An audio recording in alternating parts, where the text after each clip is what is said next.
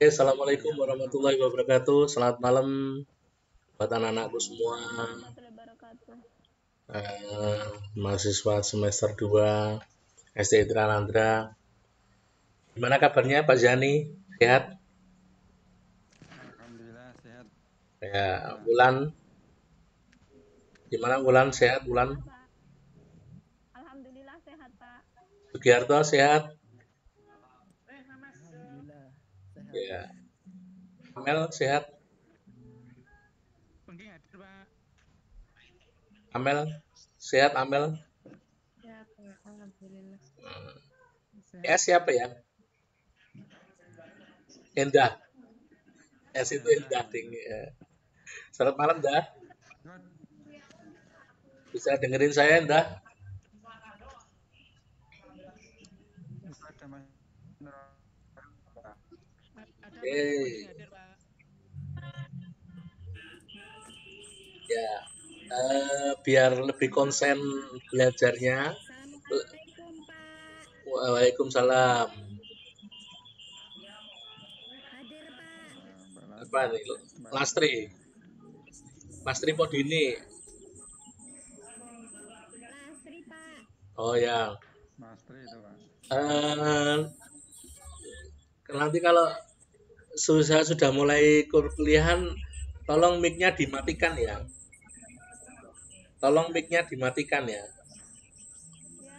Biar biar biar tidak ada noise, tidak ada terganggu suara. ya Pak, ini berisik banget Pak. Punya siapa ini?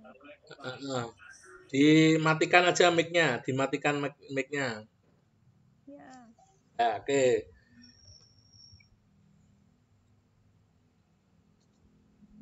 Oke, assalamualaikum warahmatullahi wabarakatuh buat semuanya. Salam sejahtera buat semuanya. Kita akan mulai perkuliahan malam hari ini. Setelah Anda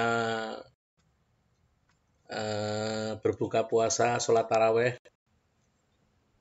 semoga semua sehat. Tidak ada halangan suatu apapun.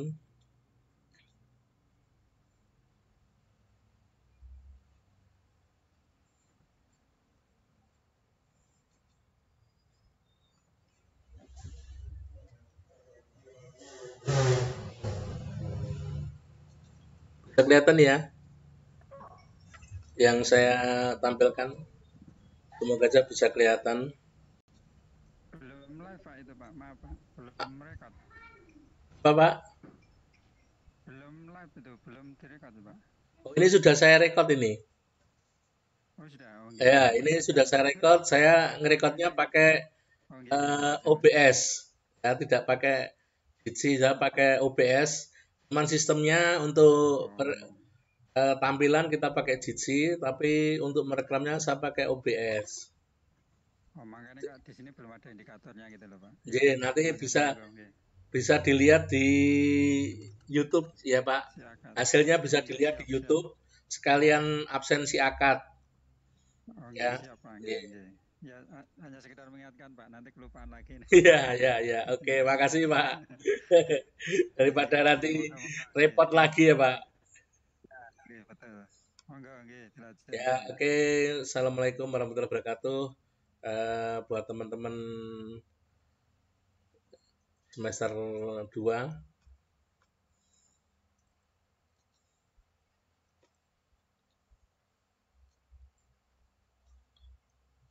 Ini saya sambil saya sambil editing untuk di YouTube ya biar teman-teman nanti bisa lihat YouTube, bisa lihat semuanya ya. Semoga nanti tampilannya lebih keren di YouTube. tidak mengecewakan. Ya, kita menginjak ke pengertian manajemen sumber daya manusia. Manajemen sumber daya manusia adalah proses serta upaya untuk merekrut, mengembangkan, memotivasi, serta mengevaluasi keseluruhan sumber daya manusia yang diperlukan perusahaan dalam pencapaian tujuan. Ya. Jadi manajemen SDM itu adalah suatu proses untuk merekrut, mengembangkan, memotivasi serta mengevaluasi keseluruhan sumber daya manusia. Sumber daya manusia di sini adalah orangnya, ya. Orang yang akan digunakan dalam organisasi atau perusahaan. Nah, itu dinamakan sumber daya manusia atau untuk prosesnya merekrut, mengembangkan, memotivasi dan mengevaluasi keseluruhan sumber daya manusia diperlukan manajemen sumber daya manusia. Contoh struktur organisasi ya, contoh struktur organisasi ya, di Departemen SDM. Ya, itu ada direktur utama, kemudian manajer bagian produksi, manajer bagian pemasaran, kemudian manajer personalia, manajer bagian administrasi dan keuangan, divisi perekrutan dan perencanaan, masuk di bagian personalia. Kalau dulu personalia, sekarang HRD ya, Human Resources Development. Sama ya, kalau zaman dulu personalia, kalau sekarang HRD, Human Resources Development. Dalam personalia atau HRD itu ada divisi perekrutan dan perencanaan, divisi kompensasi dan kesejahteraan tenaga kerja, divisi hukum dan serikat tenaga kerja, dan terakhir divisi pendidikan dan pelatihan. Apa yang dimaksud dengan divisi perekrutan dan perencanaan? Ya, apabila di bagian produksi maupun pemasaran membutuhkan orang-orang untuk membantu di dalam produksinya atau pemasarannya, melaporkan ke manajer personalia bahwa saya membutuhkan tambahan personel untuk di bagian produksi, bagian operator. Kemudian saya membutuhkan bagian di bagian pemasaran ya, manajer pemasarannya membutuhkan personel untuk pemasaran. Nah, mereka melapor ke bagian HRD atau personalia, kemudian personalia akan menyuruh ke divisi perekrutan dan perencanaan. Divisi perekrutan dan perencanaan itu merencanakan, pertama dia menyusun dulu ya, menyusun hal-hal apa yang diperlukan untuk bagian-bagian ya, seperti misalnya manajer produksi, apa keperluan, maksudnya apa ya yang dibutuhkan manajer produksi itu apa yang dibutuhkan ya. Kemudian syarat-syarat untuk orang atau individu yang akan masuk di dalam di situ apa saja. Jadi syarat-syaratnya, pertama syarat dari pekerjaan itu ya, apa syaratnya, tampil, kemudian mudah bergaul. Kalau di bagian pemasaran, kalau produksi dia mampu bekerja secara cekatan dan lain-lain. Kemudian syarat untuk yang produksi, misalnya dia harus lulusan SMP atau SMA atau sarjana. Di bagian pemasaran juga begitu, dia dibutuhkan pendidikan apa, misalnya SMP, SMA atau sarjana. Nah, di situ yang membuat adalah divisi perekrutan dan perencanaan. Ya, sebelum dia melakukan perekrutan direncanakan dulu. Kemudian setelah tahu yang dibutuhkan bahwa kebutuhan dari bagian produksi dan pemasaran itu apa, kemudian syarat-syaratnya apa, kemudian dia melakukan satu pengumuman ya, Pengumuman itu ada dua ya. Diumumkan secara internal. Di internal itu maksudnya di organisasi tersebut atau perusahaan tersebut secara tidak di cuman di internal ya. Mungkin saudaranya atau adiknya ini kita butuh ini syaratnya ini. Tolong kalau ada teman atau saudara yang bisa masuk di sini ya. Kemudian atau diumumkan secara luas ya, secara eksternal diumumkan baik melalui koran ataupun Instagram, Facebook atau medsos yang lain. Ya. Ada kelemahan dan kelebihan masing-masing misalnya di perekrutan secara internal. Kelebihannya apa perekrutan internal itu?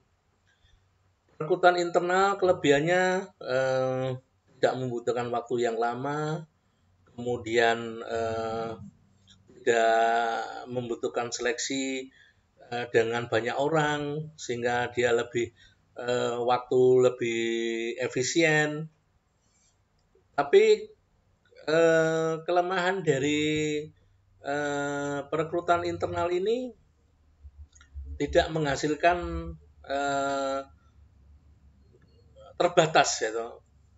Rekrutannya hanya terbatas. Kita tidak bisa mendapatkan yang banyak, tapi hanya terbatas aja.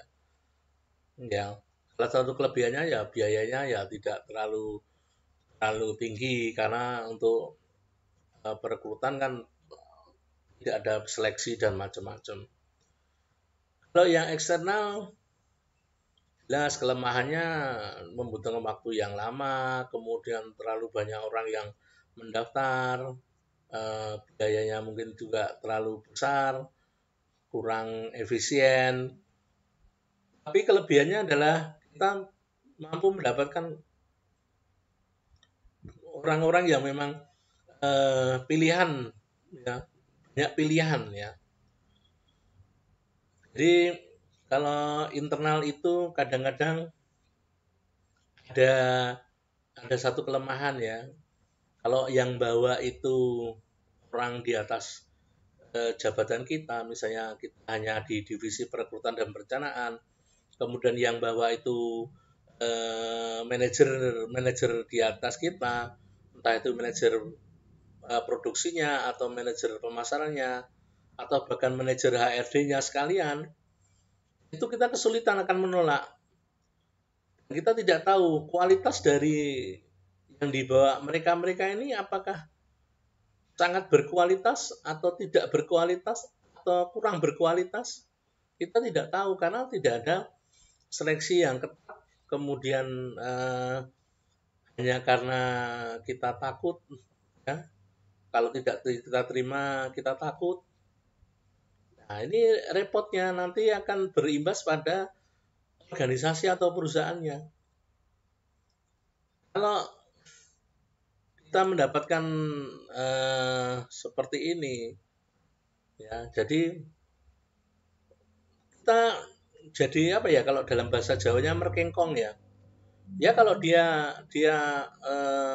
menjadi orang-orang yang berkualitas ya di dalam perusahaan itu atau organisasi itu orang-orang yang berkualitas tidak masalah, fine-fine aja. Tapi ketika mereka tidak berkualitas, nah ini repot, ya. Mau mengkat nggak enak karena dia yang bawa atasan kita. Kalau tidak dikat, mengganggu jalannya roda organisasi karena secara kualitas itu tidak sesuai. Nah, ini yang beratnya di sini kalau perekrutan secara internal. Jadi untuk hasilnya belum tentu seperti yang kita harapkan. Bahkan kalau itu hanya titipan-titipan dari orang-orang di atas kita, punya kekuasaan di atas kita, ya kita tidak bisa tidak untuk tidak bisa tidak untuk tidak menolak gitu. Artinya kita tidak mungkin menolak dengan orang-orang yang dibawa oleh manajer atau orang-orang di atas kita, kekuasaannya di atas kita. Walaupun sebetulnya ini sangat mengganggu roda organisasi, sangat mengganggu perusahaan, ya. Jadi diharapkan hal-hal seperti ini dia dihilangkan ya. Kalau Anda nanti menjadi bagian dari manajer HRD ya, Human Resource Development, Anda harus menghilangkan hal-hal yang seperti ini. Kalau memang harus ada perekrutan, ambil orang-orang yang memang berkualitas ya, bukan karena kedekatan secara pribadi, primadona kedekatan secara kekeluargaan. Jadi hilangkan hal-hal yang seperti ini. Buat perekrutan itu menjadi perekrutan yang transparan, akuntabel, dan bisa dipercaya ya. Jadi Anda benar-benar merekrut orang yang benar-benar berkualitas demi organisasi atau perusahaan. Ya. Jadi jangan sampai membuat sebuah kesalahan hanya karena yang membawa itu kekuasaannya di atas kita, sehingga kita tidak bisa menolak ya, kita tidak bisa menolak dan menghasilkan orang-orang yang tidak berkualitas. Nah, sampai di sini dulu. Ada pertanyaan, bingung atau bagaimana buat teman-teman?